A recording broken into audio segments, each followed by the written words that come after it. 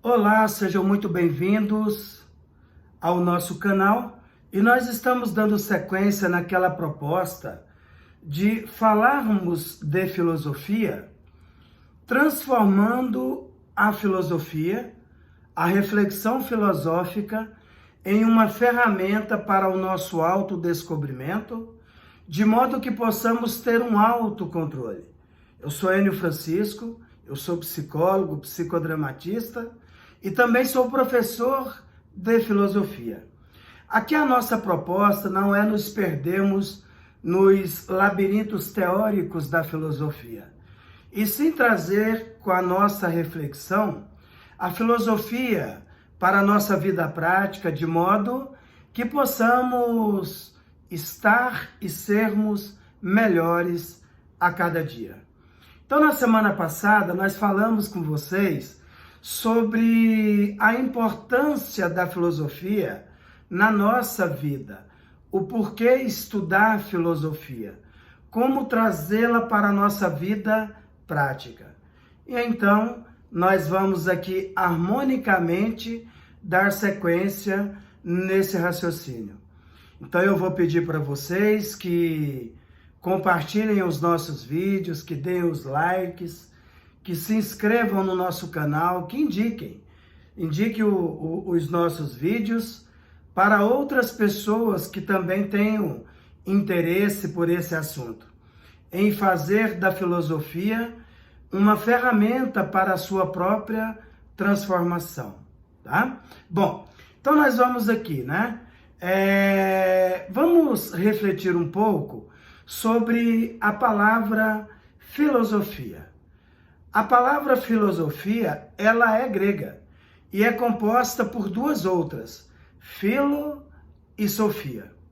Filo deriva-se de filia, que significa amizade, amor fraterno, respeito entre os iguais.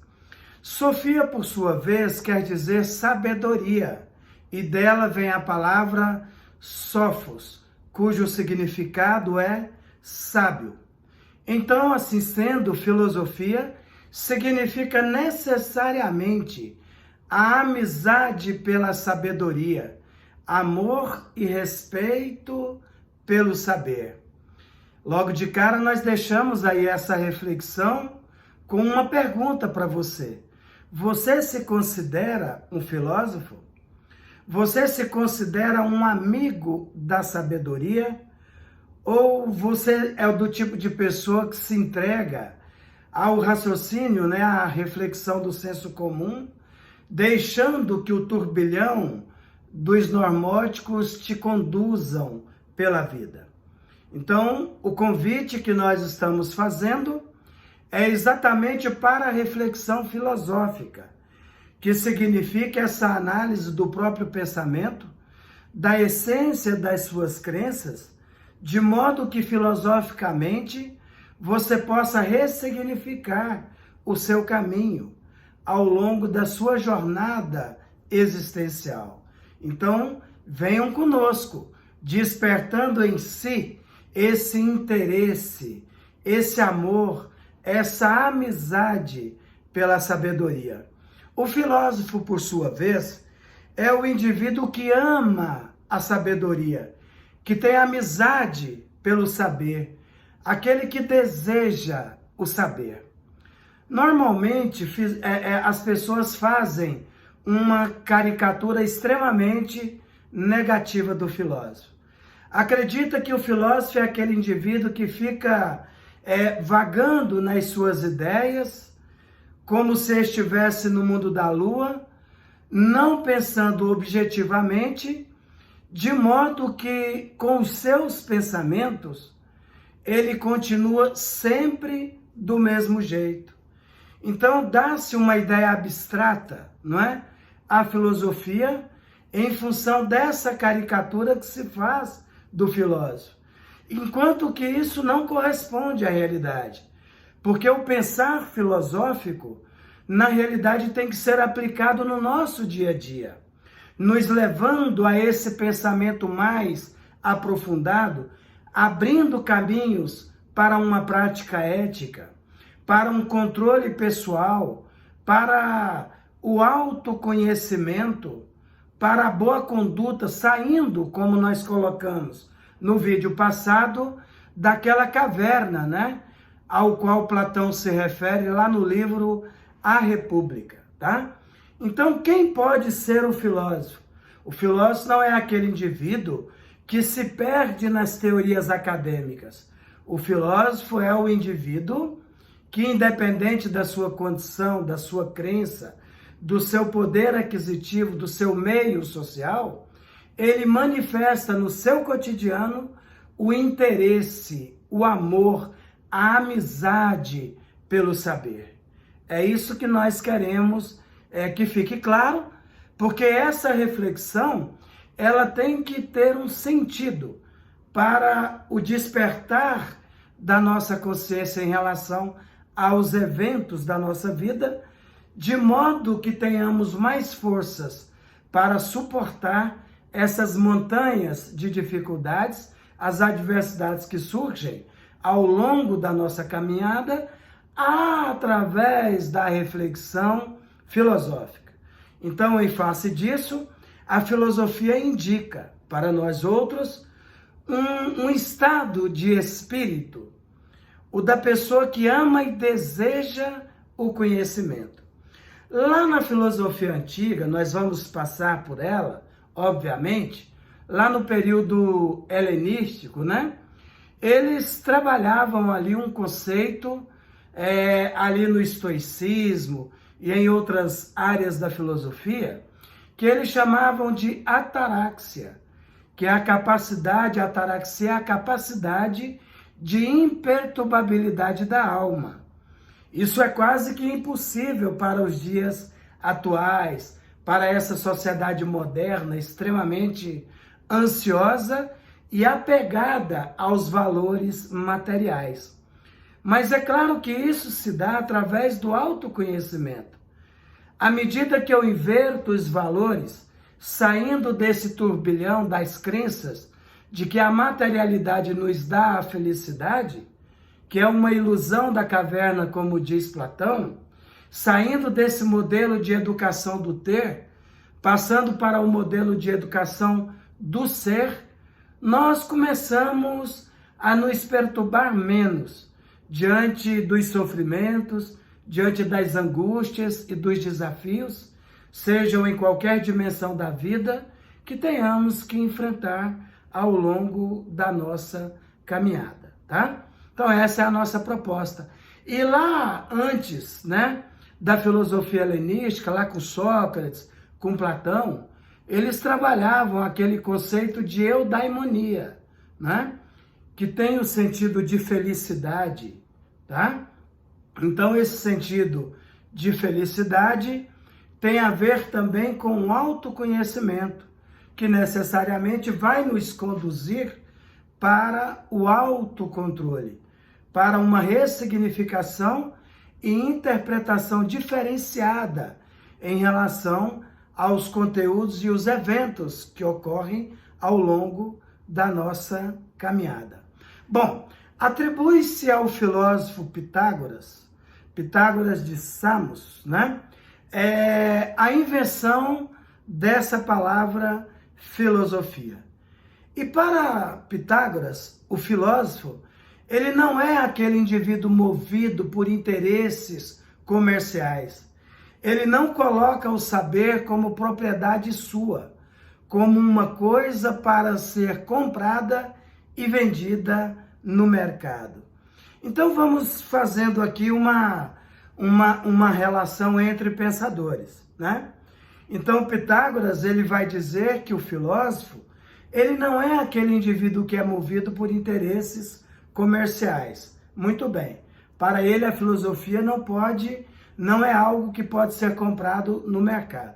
Eis aí o ponto de discordância, de conflito, ou um dos pontos importantes de discordância de Sócrates em relação aos sofistas da sua época.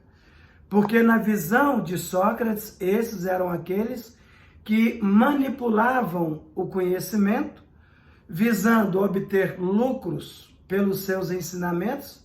Então, eles comercializavam os conhecimentos filosóficos.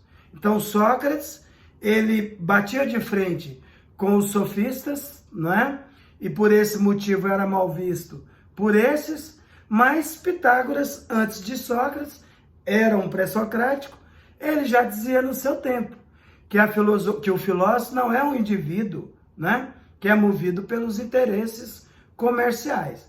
E que a filosofia, ela não pode ser vendida no mercado, e o filósofo tem total consciência de que a sabedoria não é algo da sua propriedade.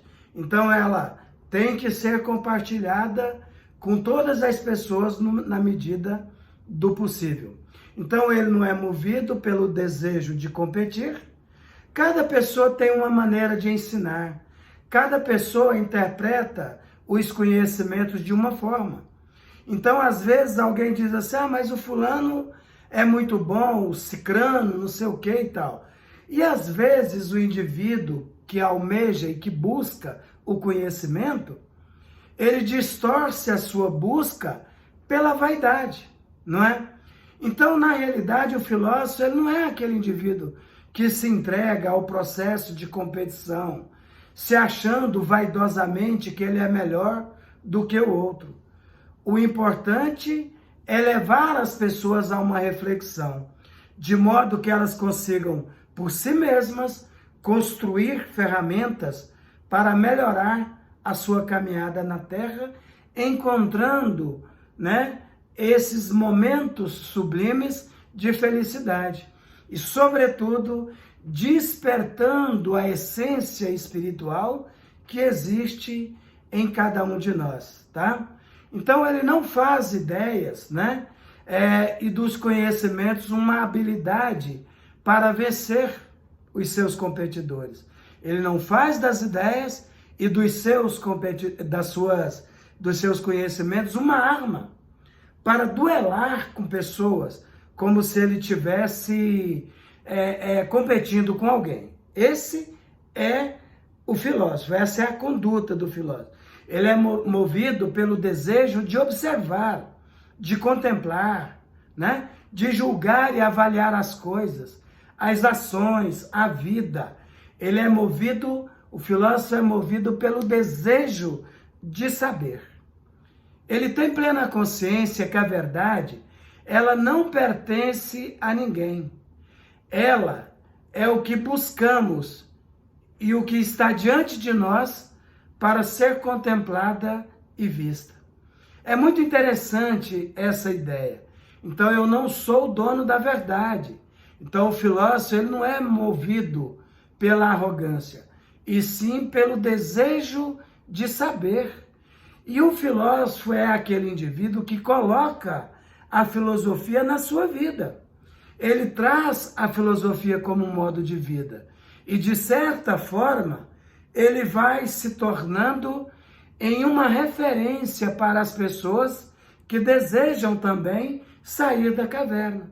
Lembram que no vídeo passado nós citamos aquela história de Platão, do mito da caverna, que está lá no livro A República, sintetizando que um grupo de pessoas viviam amarrados dentro de uma caverna, acorrentados, relacionando-se com a pouca claridade de uma fogueira que ali existia, e no fundo da caverna eram projetadas sombras que se movimentavam, e eles acreditavam que aquilo era real, não é?